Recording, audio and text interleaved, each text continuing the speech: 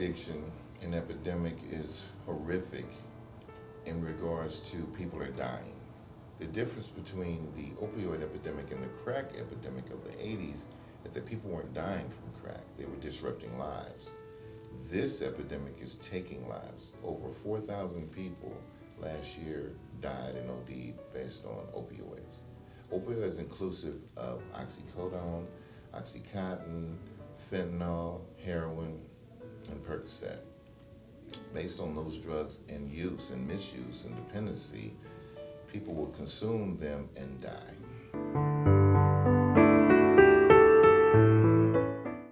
The biggest effect that I see are the children, individuals or families who have kids. I know some families, some people, I even have classmates who are actually taking care of grandchildren because their children are addicted to heroin or on the opioid abuse.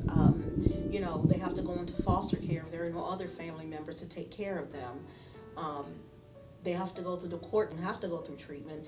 But the other bad part to that is, again, the children who are in the system.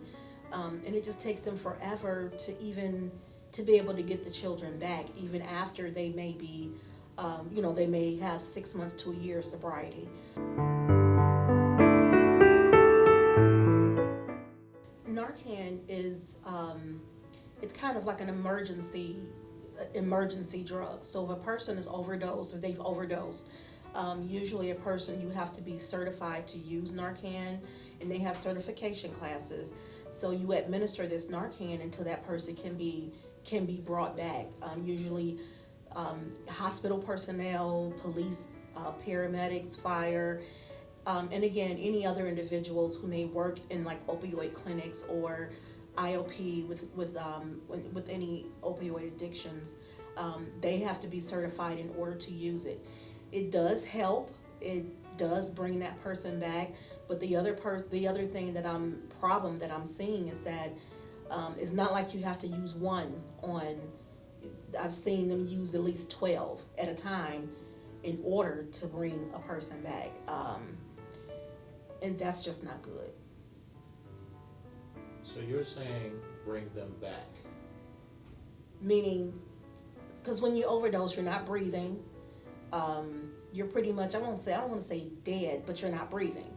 And so they have to give them this Narcan in order to combat, they have to fight the chemicals from the overdose in order to get them breathing and, get them to be conscious.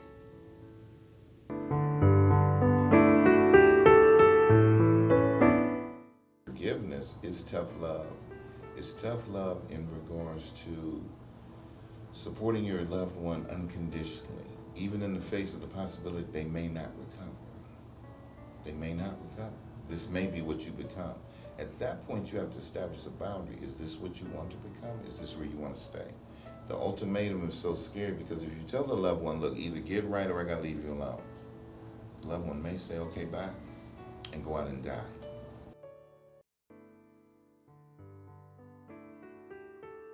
There are a lot of things in place right now. We have a lot of programs, a lot of treatment programs, a lot of programs with the court, a lot of programs with different hospitals. I know Metro has a particular program designated to opioid safety.